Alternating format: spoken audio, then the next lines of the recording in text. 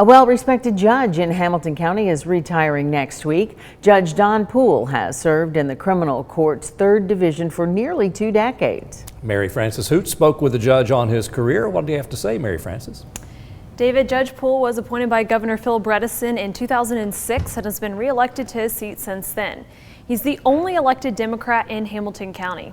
It was his dream to be a judge, and he says he's seen a lot of lives change in his courtroom over the last 16 years.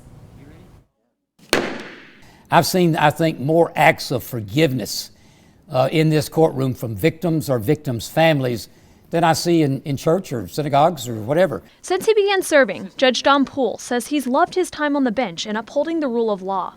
But the joy of his job comes from the people. My fellow judges are good people to work with. And for the most part, I enjoy the lawyers that come into court and the people that come into court, for the most part. Being a judge involves a lot of emotions. He's presided over dozens of trials in his time, including some of Hamilton County's most prominent cases. Small child who was just beaten and brutalized by a man.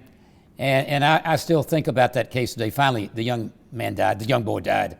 And certainly I still think about those kids who got on the Woodmore bus, and they were very, very happy getting on the bus. It was on video. So I still think about that.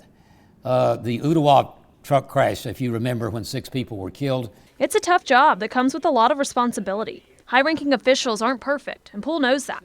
He feels like the court is being left in good hands with Boyd Patterson elected to his seat. You are going to make mistakes. You're a human being, and the people that come before you are human beings. So I think everybody should remember that.